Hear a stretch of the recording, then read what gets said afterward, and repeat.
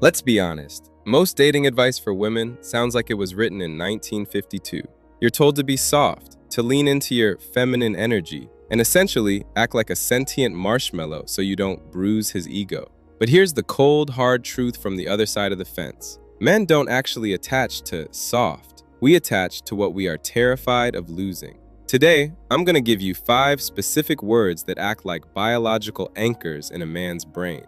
These aren't just compliments. Compliments are cheap. These are neuro-linguistic triggers that bypass his logical filters and hit the hero circuit. But, and this is a massive but, there is a specific pattern most women use that is absolutely killing his interest while they try to apply these. We're gonna fix that. Stick around, because if you use word number 3 without the fortress check, you're actually pushing him toward the exit door without even knowing it.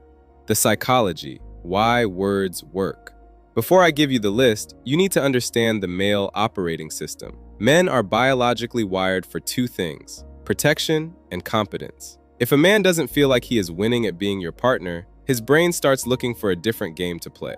Most women try to win a man's heart by doing things for him. You cook, you plan, you give. That's nice, but it doesn't create attachment. It creates comfort. And comfort is where attraction goes to die. To create attachment, you have to change how he perceives himself when he is standing next to you. You aren't just a girlfriend, you are the mirror that shows him the highest version of himself. These 5 words are the levers that tilt that mirror. Word 1, safe, the hero circuit. Let's start with a word that sounds counterintuitive. The word is safe.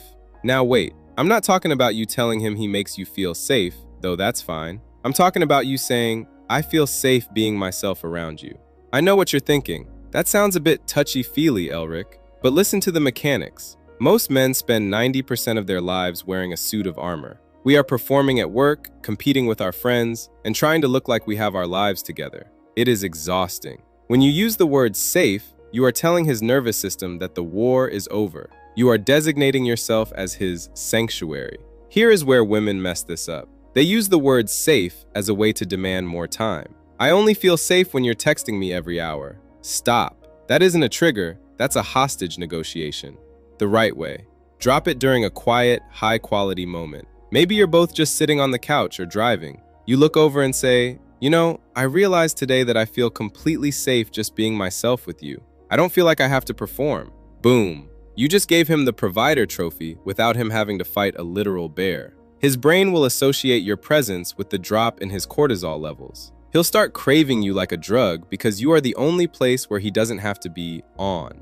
Word 2, respect, the status trigger. The word is respect. In the female lexicon, love is the ultimate currency. But in the male brain, respect is the gold standard. To a man, being loved is a feeling, but being respected is a ranking. When you say, I really respect how you handled that, or I respect your work ethic, you aren't just liking him. You are validating his competence in the world. Think of it this way. A man would rather live in a cold shack with a woman who respects him than in a mansion with a woman who thinks he's a lucky idiot. The pattern that kills interest. The backhanded respect. This is when a woman says, I respect that you finally decided to do the dishes. Ladies, that's not respect. That's sarcasm wrapped in a lecture. It triggers his rebellion reflex, not his attachment reflex. The right way. Find something he is actually proud of. Maybe a difficult conversation he had with his boss, or the way he navigated a tricky social situation. Mention it hours later. I was thinking about earlier, I really respect the way you kept your cool. Most people would have snapped. By using the word respect specifically, you are signaling that you are a high-value observer. You see the version of him he wants the world to see. Once a man finds a woman who truly sees his value, he becomes terrified of losing that validation. He won't just be attached, he'll be loyal.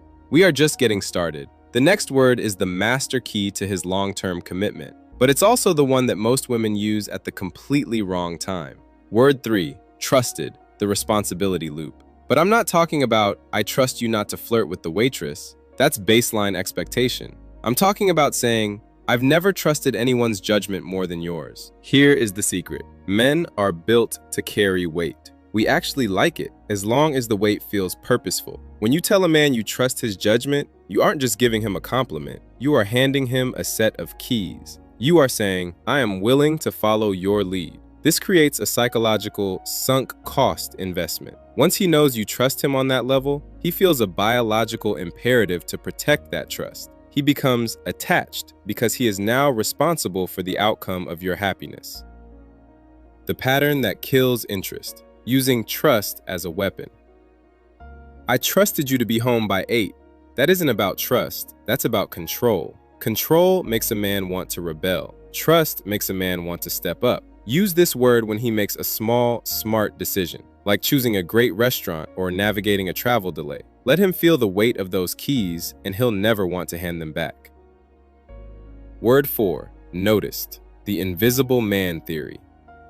Most men go through their day feeling like a utility. They are valued for what they provide, what they earn, or what they fix. They feel largely invisible as human beings. When you say, "I noticed how you always make sure I'm on the inside of the sidewalk," or "I noticed how hard you've been pushing yourself lately," something internal shifts for him. You are signaling that you are a high-level observer. You aren't just there for the ride of the relationship, you are paying attention to the nuance of his character. A little tip: if you want a man to repeat a behavior, don't just thank him, tell him you noticed it. Thank you is a polite transaction. I noticed is an intimate observation. It makes him feel like you have a secret lens on him that no one else has. That's the feeling he'll become addicted to. Word 5. Hours. The future pacing pivot. The final word is the smallest, but it's the one that builds the walls of the relationship. The word is ours. Not mine, not yours, but ours. That should be ours. Or, I love that this is our spot. This is what we call a linguistic open loop. By using the word ours, you are casually and non-threateningly painting a picture of a shared future. You aren't asking for a ring, you are just labeling the territory. The pattern that kills interest. Using ours to force intimacy too early. If you've been on 2 dates and you're talking about our future children, you aren't building a fortress, you're building a prison. He will smell the desperation and run. The right way. Use ours for the small, silly things. A favorite song, a joke, a specific way you both take your coffee. It creates a microculture between just the two of you. It makes him feel like he's part of an exclusive club where the membership is restricted to 2 people. The fortress check, why interest dies. Now, I promise to tell you why these words sometimes kill his interest. It happens when you lack the pattern interrupt. If you are constantly safe, respectful, and noticing every 5 minutes, you become predictable. And in the male brain, predictable equals low priority. If you provide 100% emotional security 100% of the time, he stops working for it. He enters autopilot mode. The fortress check is the art of being his sanctuary, but reminding him that the sanctuary has high standards. Use these words like seasoning, not the main course. You want him to feel like your respect and your trust are his greatest prizes, but prizes that must be maintained. If he slacks off, you pull back the words. You stop noticing for a week. You stop calling it ours. That sudden silence, that pattern interrupt, will make him realize just how much he depends on your validation. He will come back to re-earn those words, and that is where the deepest emotional attachment is forged. Men don't fall in love because you're perfect. They fall in love because of how they feel when they are with you. When you use these 5 words correctly, you aren't manipulating him. You are simply speaking the language his heart is already wired to hear. You're telling him that he is safe, respected, trusted, seen, and part of a team. Which of these 5 words do you think your man needs to hear the most right now? Drop it in the comments. I'm curious to see which one resonates with you. And remember, don't just be the woman he wants, be the woman he can't afford to lose.